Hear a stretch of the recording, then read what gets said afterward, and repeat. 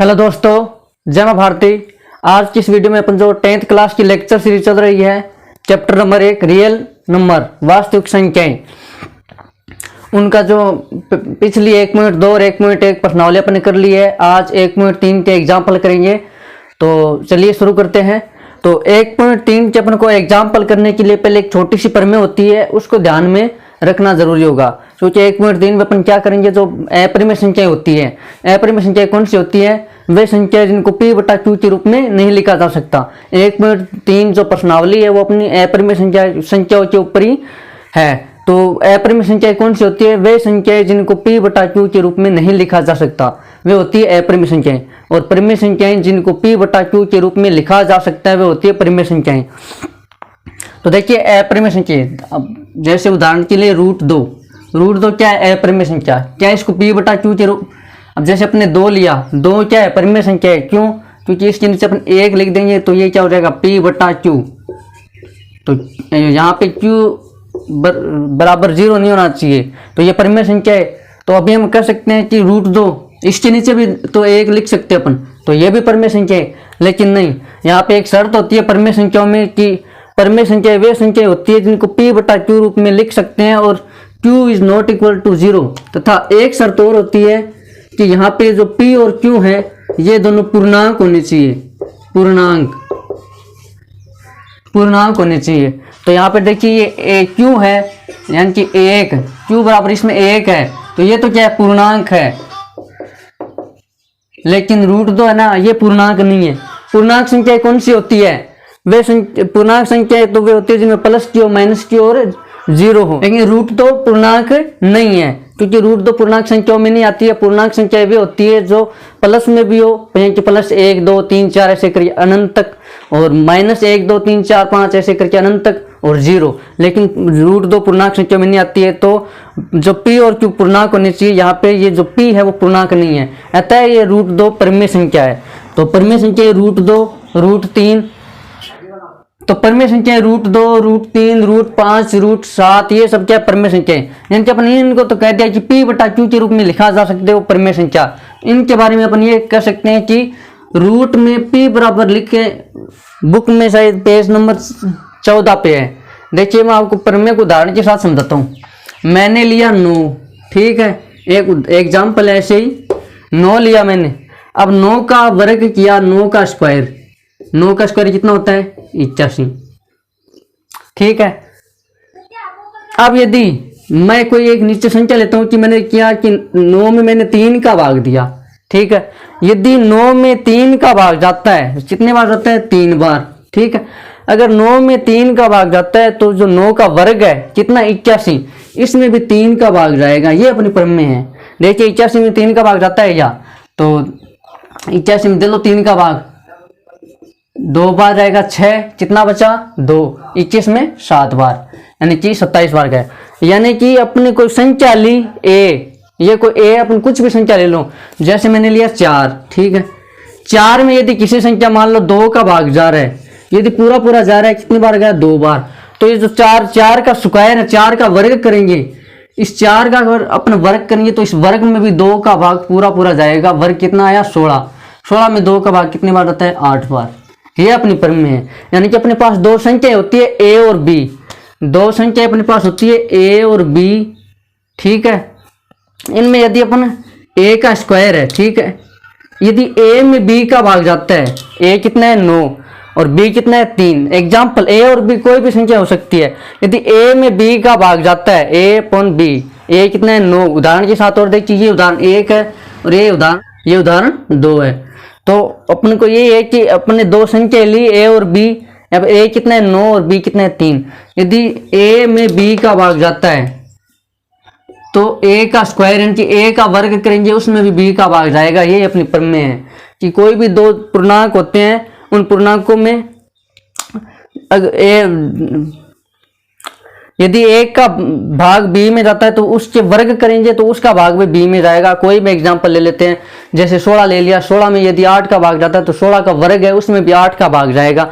यही प्रमेय है। देखिए प्रमेय लिख भी दीजिए पेज नंबर 16 पे कि ये क्या कि p है कोई संख्या है वो a स्क्वायर को विभाजित करती है तो p a को भी विभाजित करेगी, यानी कि वर्ग को विभाजित करती है तो सिंगल जो संख्या है उसको भी विभाजित करेगी। इसकी अपन को जरूरत पड़ेगी, तो ये एक बार आप ध्यान रखना। तो चलिए अपने एग्जाम्पल शुरू करते हैं।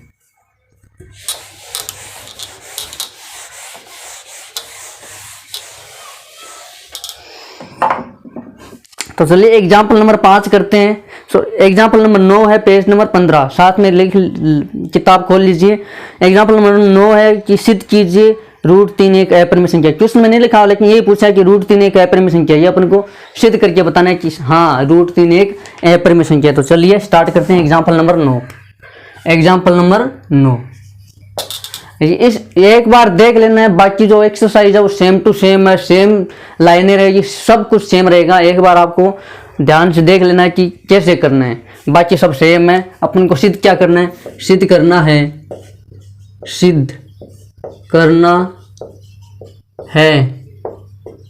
कि √3 एक अपरिमेय संख्या है, अपरिमेय संख्या है, ये अपन को सिद्ध करना है। तो चलिए कैसे सिद्ध करते हैं, मेथड सेम रहेगा। उसके बाद यदि √2 हो जाए, √5, √7 प्लस में हो, कैसे भी हो, अपन को बाकी सबका तरीका सेम रहेगा।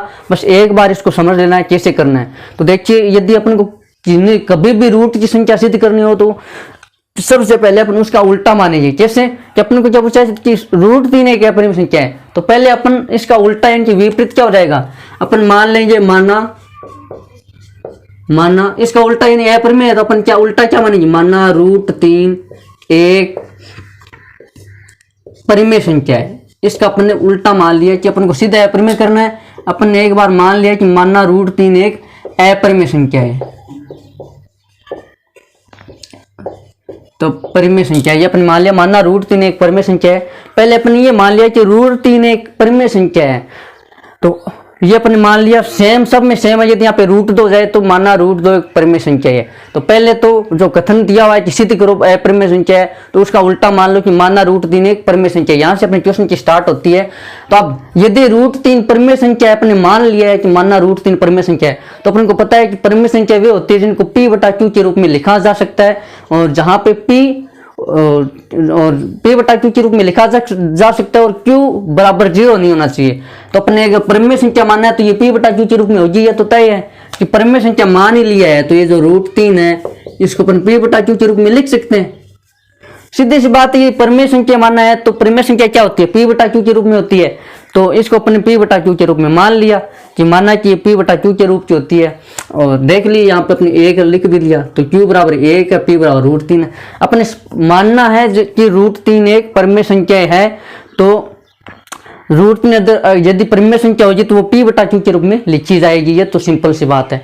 अब देखिए p/q में कुछ भी हो सकता है, जैसे यहाँ पे p/q 6/2 हो जाए, ठीक है, मान लिया 6/2, तो ये सॉरी 6/4 करो, 6/4। अब देखिए ये p/q का जो रूप है ये अपन को इस रूप में लाना है कि अभाज्य रूप में, ये दोनों अभाज्य होने चाहिए p/q।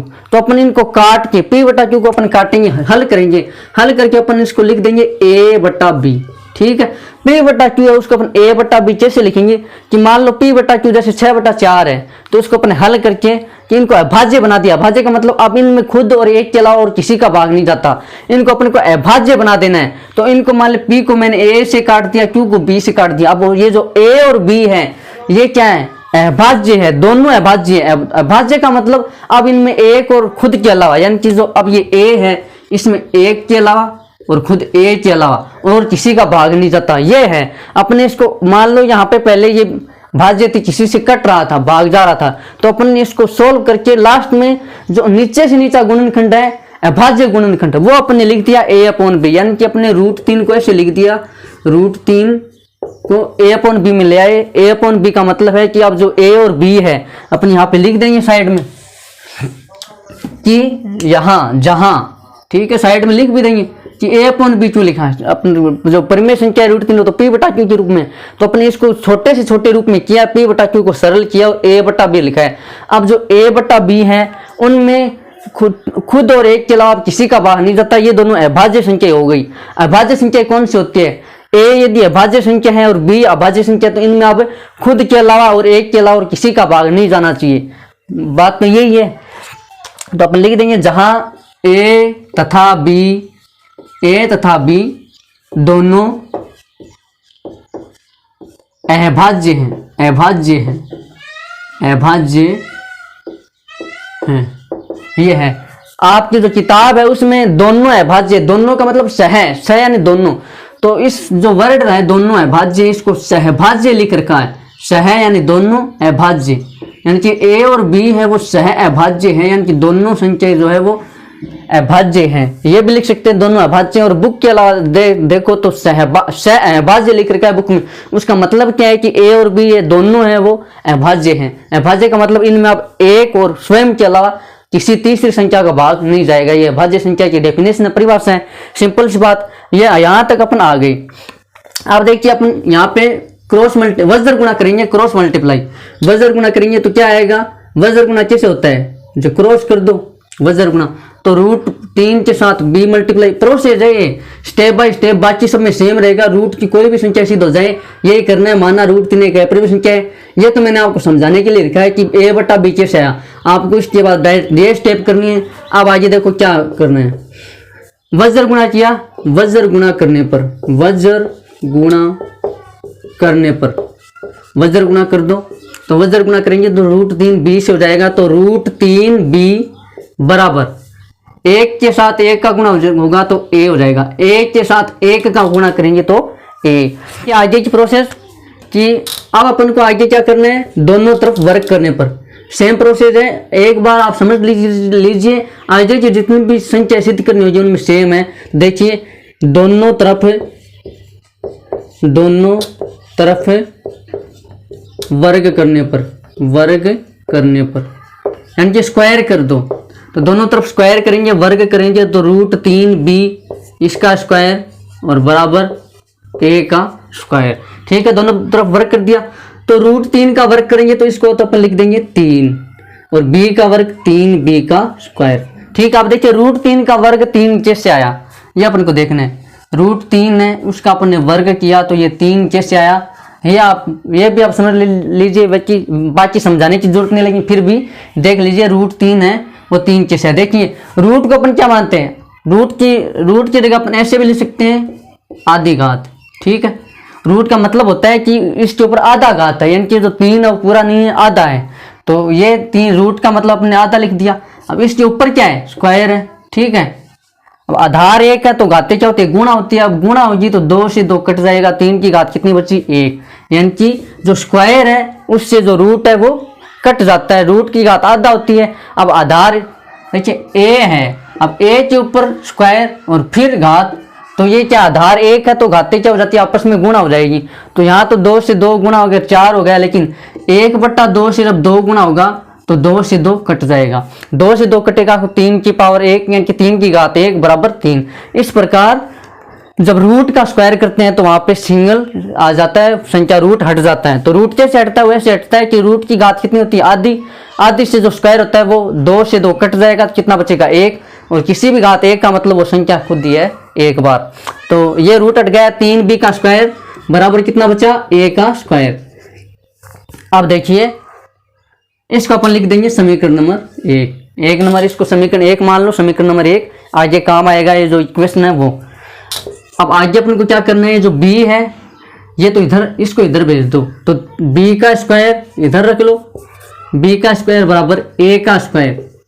ये जो 3 है ये यहाँ पे क्या है? गुणा में, तो इधर आके किस में हो जाएगा? भाग में। इधर आके भाग में हो जाएगा।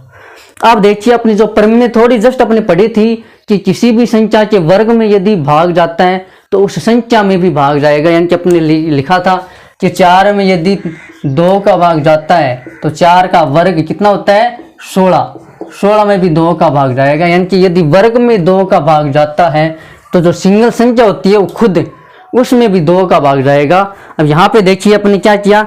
a स्क्वायर है, इसमें 3 का भाग जा रहा है, तो अपनी प्रमेय क्या है कि यदि किसी के स्क्वायर में भाग जाता है किसी संख्या का, तो उस संख्या में भी 2 का भाग पूरा पूरा जाएगा। तो ये अपन यहाँ पे अपन को प्रमेय यूज करनी है। अपन लिखेंगे अपन लिखेंगे ए स्क्वायर। यहाँ पे देखिए ए स्क्वायर वो 3 से विभाजित है, यानी ए स्क्वायर 3, ए के स्क्वायर में 3 का भाग जा रहा है।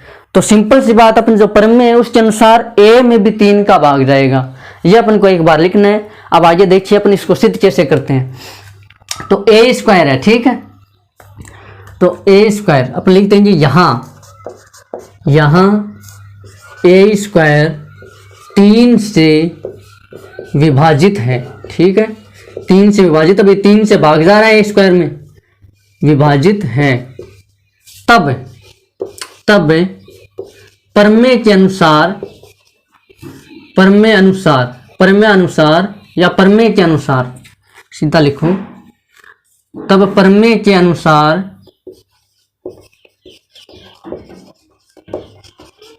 और प्रमेय कौन सी है? तो ये जो प्रमेय, ये मैं आपको बता रहा हूँ, ये प्रमेय आपकी बुक में 1.3 प्रमेय पेज नंबर 14 पे है। तो वो प्रमेय कहते हैं कि किसी संख्या के वर्ग में यदि किसी दूसरी संख्या का भाग जा रहा है तो जो संख्या है उसमें भी उस भाग जाएगा। जैसे 4 का वर्ग है, उसमें 2 का भाग जा रहा है तो 4 में भी 2 का भाग जाएगा। ये प्रमेय है। तो अपने कहते यहाँ पे क्या है कि ए स्क्वायर 3 से विभाजित है, ए स्क्वायर में 3 का भाग जा रहा है। तो प्रमेय के अनुसार क्या होगा कि जो ए है, सिंगल ए, उसमें भी 3 का भाग जाएगा। ये अपनी प्रमेय है। तो प्रमेय के अनुसार ए में भी 3 का भाग जाएगा, ठीक है, ए में भी 3 का भाग जाएगा, ए में भी 3 का भाग जाएगा। ये अपन यहाँ पे लिख दिया कि यहाँ ए स्क्वायर 3 से विभाजित है। तब प्रमेय के अनुसार, प्रमेय क्या है? ये प्रमेय किसी संख्या के वर्ग में यदि भाग जाता है 2 का तो 4 में भी 2 का भाग जाएगा। यानी कि ए स्क्वायर में यदि 3 का भाग जा रहा है तो प्रमेय के अनुसार ए में भी 3 का भाग जाएगा। ये अपनी प्रमेय है। तो देखिए आगे करते हैं अपन। ये अभी क्वेश्चन पूरा नहीं हुआ है, अभी बाकी अपन जो ए है इसके बराबर मान लेंगे अतः ए बराबर अपनी मान 3c। समीकरण में इसको 2 दे देना है। यहाँ पे c क्या है? c कोई पूर्णांक है, अब a बराबर अपने को 3c मान लेना है। a बराबर 3c। यहाँ पे जो लिखा होता है ना ऊपर, जिसको सिद्ध करना है उसको सिंगल रूट से हटा के, यहाँ पे 3 है तो यहाँ पे लास्ट में 3c मानना है, 5 है तो 5c, और 7 है तो 7c, इस प्रकार मानना है। तो यहाँ पे कितना है? 3 है तो 3c। तो a बराबर कितना मान लिया? 3c। अब जो a का मान है वो जो समीकरण 1 है उसमें रखेंगे। तो चलिए a का मान समीकरण 1 में रखते हैं कि समीकरण 2, a का मान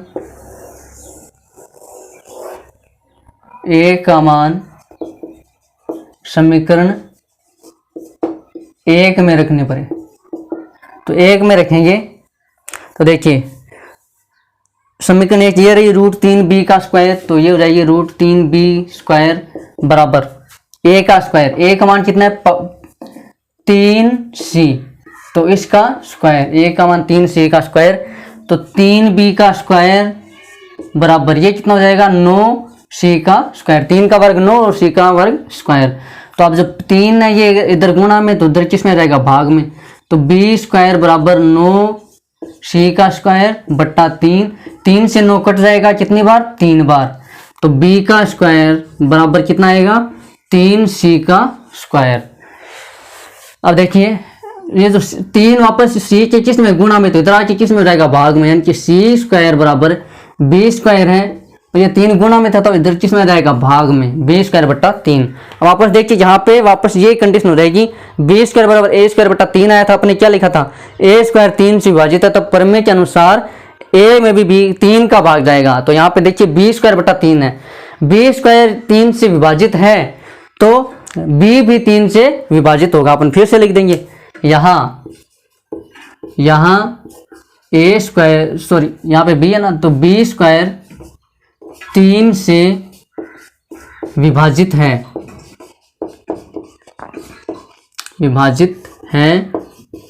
अतः प्रमेय के अनुसार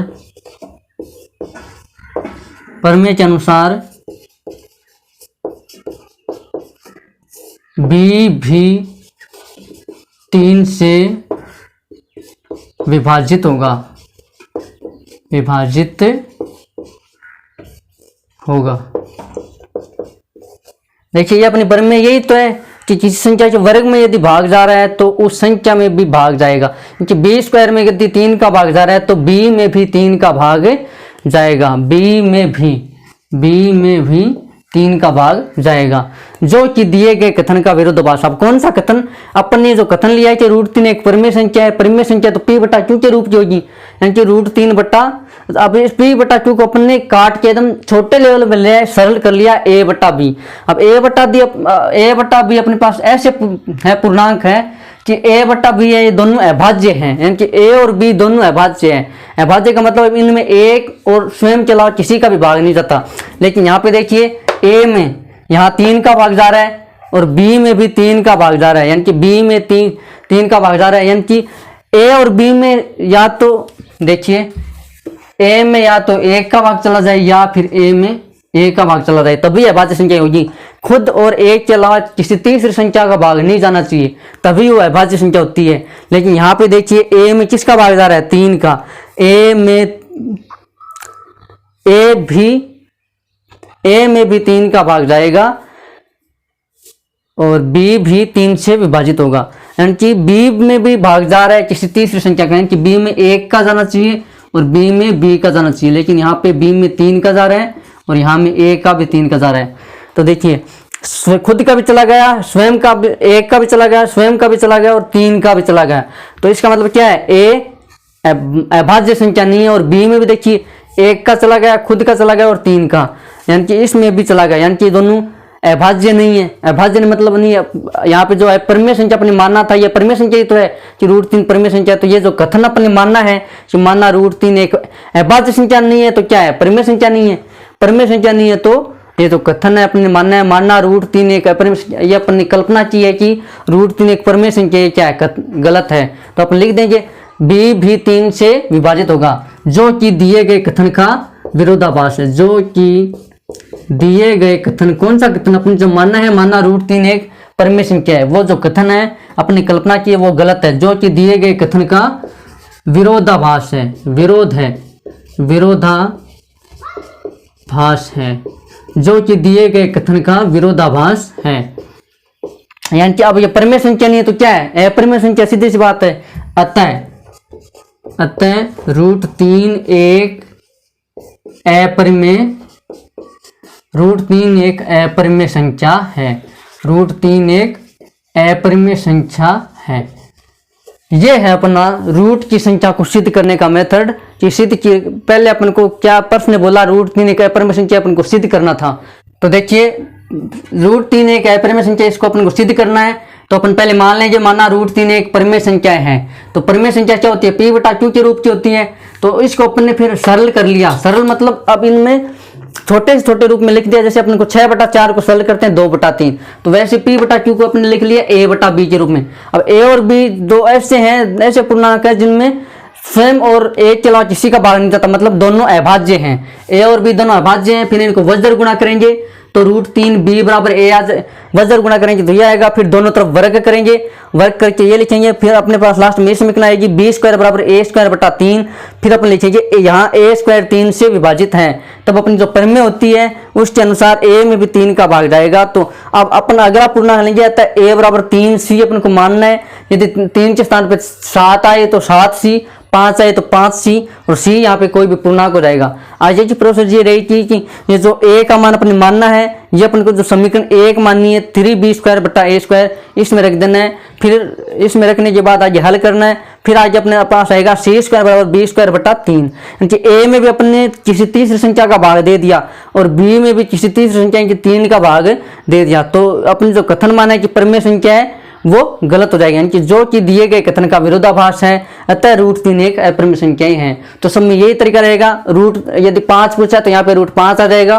तो √5 एक परिमेय संख्या है, √5 बाकी सारा सेम रहेगा, बस यहाँ पे जो संख्या है वो चेंज होती रहेगी। ये है परिमेय संख्याओं को सिद्ध करने का तरीका। तो चलिए अपना एग्जाम्पल नंबर अगला करते हैं।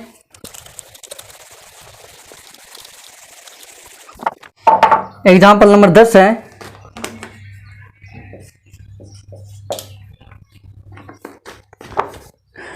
सिद्ध कीजिए कि दर्शाइए कि या सिद्ध कीजिए 5 माइनस रूट 3 एक अपरिमेय संख्याएं हैं।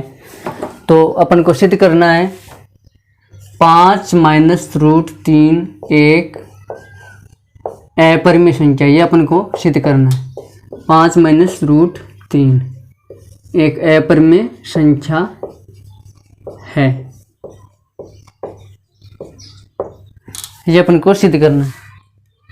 तो देखिए अपन को ये तो पता है कि रूट 3 एक अपरिमेय संख्या है कि रूट 2, जैसे अपने रूट 3 को सिद्ध किया वैसे ही रूट 2 को भी कर सकते हैं। रूट 2, रूट 3, रूट 5, रूट 7, यानी अपना रूट की संख्या को तो सिद्ध कर सकते हैं। जैसे कि यहाँ की जो अभाज्य संख्या इनकी 2, 3, 5, 7, फिर 11, फिर 13, 17, ये क्या है अभाज्य संख्या। इनको तो अपन सिंगल रूप में रूट में लिखी होगी उनको तो अपन सिद्ध कर देंगे कि कैसे जो अभी तरीका किया है रूट 3 को सिद्ध किया वैसे ही करना है। अब ऐसी जो संख्या है उनको कैसे सिद्ध करना है, तो अपन ये तो पता है कि रूट 3 है, यहाँ पे यदि रूट 7 आएगी तो वो भी अपरिमेय संख्या, ये तो अपन को पता है। अब यहाँ पे क्या 5 माइनस रूट 3 एक अपरिमेय संख्या, इसको साथ में सिद्ध करना है। तो पहला प्रोसेस तो सेम रहेगा, पहले तो जो अपन को कथन दिया गया उसका विपरीत करो, यानी कि माना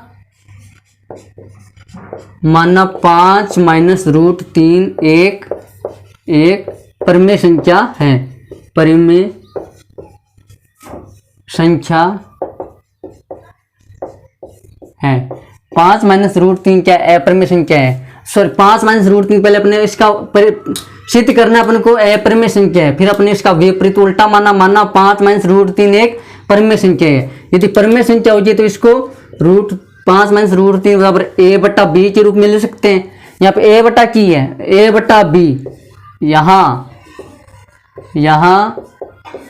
a तथा b अभाज्य है, सह अभाज्य है, मतलब दोनों अभाज्य हैं।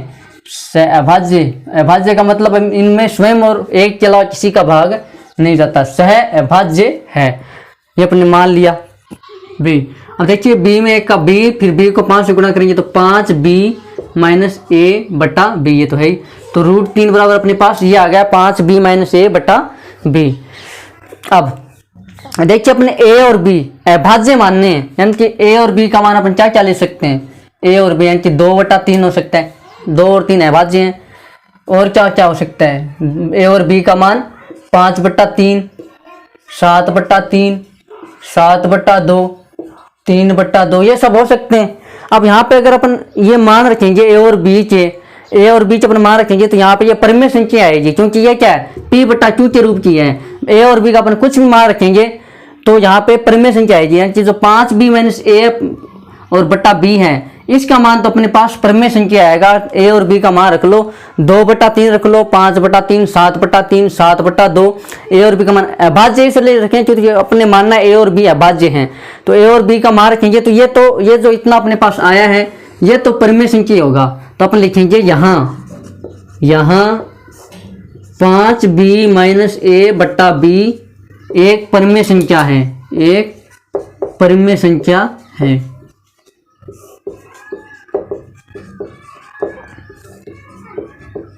परिमेय संख्या है, ठीक है। लेकिन अपने को यह तो पता है कि रूट 3 एक अपरिमेय संख्या, ये तो अपने थोड़ी देर पहले सिद्ध किया कि रूट 3 एक अपरिमेय संख्या है। तो अपरिमेय संख्या बराबर परिमेय संख्या, ये परिमेय संख्या है। a और b का अपन जो भी मान रखेंगे, कुछ भी मान रख लो, यहाँ पे परिमेय संख्या आएगी क्योंकि ये क्या है p बटा q के रूप की है।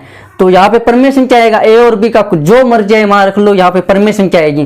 तो ये जो अपने पास है ये तो परिमेय है। अब बराबर में ये अपने सिद्ध कर रखा है कि रूट 3 अपरिमेय संख्या है।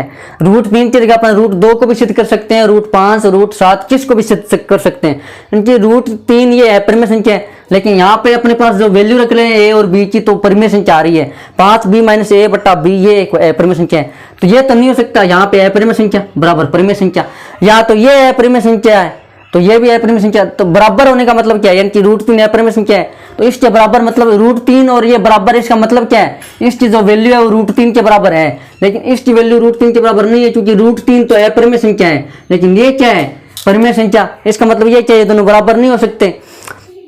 ये परिमेय संख्या मानना है, ये अपन रूट 3 को अपने 5 माइनस रूट 3 को अपने परिमेय संख्या माना, लेकिन यहाँ पे आके रूट 3 को तो अपरिमेय संख्या है और लेकिन ये जो बराबर में है वो परिमेय संख्या है। तो अपरिमेय संख्या और परिमेय संख्या दोनों बराबर तो नहीं हो सकती। मतलब क्या हो रहा है, जो अपन ने जो इसका मतलब क्या है, जो कथन है वो अपन ने गलत मान लिया, यानी कि जो मानना 5 - √3 है वो परिमेय संख्या है, वो गलत है।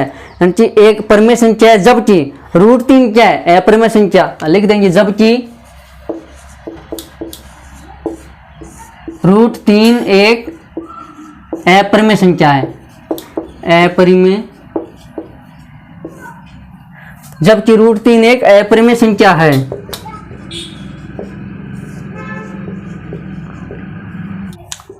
और ये परिमेय संख्या है जो कि दिए गए कथन, यानी कि अपन जो ऊपर कथन मानना है वो जो कि दिए गए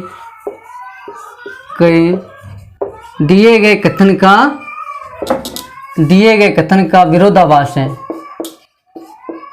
विरोधाभास है, यानी कि विरोध कर रहा है। अपन जो ऊपर कथन मानना उसका विरोधाभास है। तो दिए गए कथन का विरोधाभास है, इसका मतलब क्या है, ये कथन अपने गलत मान लिया। मतलब 5 - √3 एक अपरिमेय संख्या है। अतः 5 - √3 एक अपरिमेय संख्या है, अपरिमेय संख्या है। बस यदि यहाँ पे 5 √3 रूट में तो सिंगल रूट में यदि √3 √2 √5 √7 वो लिखा है तो अपने जो एग्जाम्पल नंबर 9 किया है वैसे करना है। बाकी यदि ऐसे लिखा है तो उसको सरल करके एकदम सिंपल से हो जाएगा।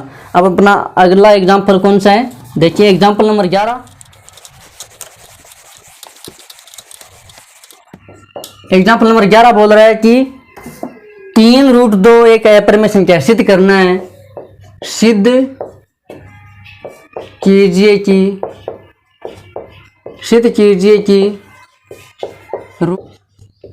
3 √2 एक अपरिमेय संख्या, ये अपन को सिद्ध करना है, अपरिमेय संख्या है, ये अपन को सिद्ध करना। तो पहले तो अपन उल्टा मानेंगे कि क्या, कि माना 3 √2 एक परिमेय संख्या है। ये तो रूट वाली संख्या यदि सिद्ध कराएगा तो अपन को लिखना है माना 3 √2 एक परिमेय संख्या है। और यदि परिमेय संख्या है तो इसको a/b यानी कि p/q को सरल करके अपने क्या मानना है, a/b। तो यदि परिमेय संख्या होगी तो 3 √2 इसको कैसे लिखेंगे, a/b के रूप में, a/b। और यहाँ पे a और b आप लिख देंगे, जहां a व b दो सह अभाज्य है। सह अभाज्य मतलब सह अभाज्य का मतलब दोनों अभाज्य है। a और b में खुद और एक के अलावा किसी का भाग नहीं जाता, सह अभाज्य है। तो अब देखिए 3 जो है इधर गुणा में तो इधर किस में रहेगा, भाग में। तो √2 बराबर a/3b। ठीक है, यहाँ पे अपन को छोड़ देना है। ये तो बिल्कुल आसान है, सिंगल रूट में दिया हुआ तब अपन को उतनी लंबी प्रोसेस करनी है, एग्जाम्पल 9 जितनी, जैसे √2 √3 √5 √7 वो उसमें। यहाँ पर तो सीधा ही यदि दे रखा है तो बस a/b, ये क्या है, परिमेय संख्या है भाई, p/q परिमेय संख्या, तो इसको सरल करके रखा है तभी तो परिमेय संख्या ये a/b। बस शर्त इतनी है कि a और b क्या है, अभाज्य है दोनों, बस इतनी तो शर्त है। तो a और b परिमेय, अब 3 आ गया, 3 भी क्या है, परिमेय, कोई फर्क नहीं पड़ा। a और b का अपन जो भी मान रखेंगे वहां पे वापस ये जो अपने पास a/3 भी जो वैल्यू आएगी वो परिमेय संख्या आएगी। यानी कि अपन यहाँ पे लिख देंगे, यहाँ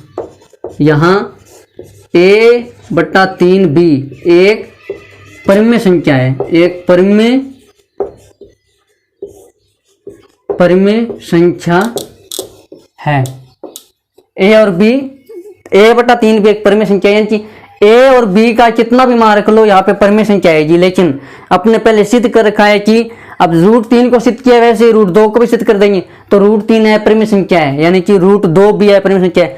तो अपन कह देंगे √2 अपरिमेय संख्या है, अपन को पता है, सिद्ध कर सकते हैं जैसे √3 को किया वैसे। √2 अपरिमेय संख्या, लेकिन a/3 भी क्या है, परिमेय संख्या। ये क्या है, परिमेय। ये तो पक्का है एक परिमेय, और ये भी पक्का है कि ये परिमेय। तो परिमेय संख्या और अपरिमेय संख्या बराबर नहीं हो सकती। इसका मतलब कि अपन जो कथन मानना है वो क्या है, गलत मान लिया है, यानी कि √3 √2 एक परिमेय संख्या नहीं है। यानी कि अपन कह देंगे a/3 भी एक परिमेय संख्या है, जबकि √2 एक अपरिमेय संख्या है, अपरिमेय संख्या है। √2 एक अपरिमेय संख्या है, तो इसका मतलब कि अपन जो कथन मानना है 3√2 वो क्या है, गलत है, जो कि दिए गए कथन का विरोध है या विरोधाभास है, एक ही बात है, विरोध करता है।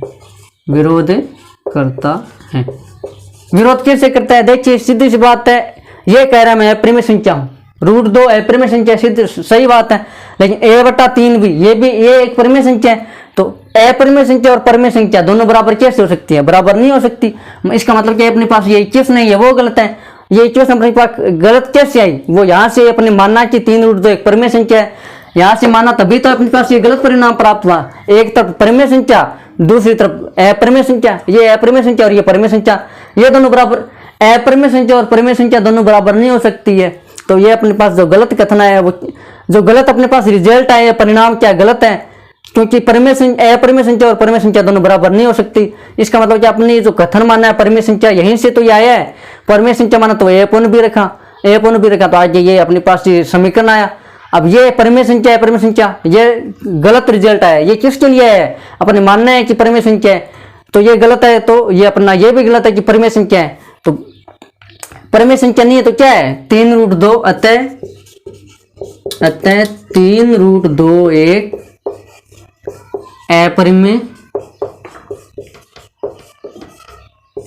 अपरिमेय संख्या है। तो चलिए यहाँ पे अपन जो प्रश्नावली 1.3 है उसके एग्जाम्पल 9, 10, 11 ये अपन कर लिए। अब जो एक्सरसाइज है 1.3 उसके क्वेश्चन अपन को करने हैं, उसमें भी 3 ही क्वेश्चन है, वो भी सेम ऐसे ही है, बिल्कुल डिट्टो। यदि आपको उदाहरण अच्छे से समझ में आए हैं तो आप एक्सरसाइज 1.3 खुद से कर सकते हो, फिर भी नहीं होती है तो कमेंट करके जरूर बताना। तो आज के लिए इतना ही, मिलते हैं किसी अगले वीडियो में, तब तक के लिए जय हिंद, जय मां भारत, धन्यवाद।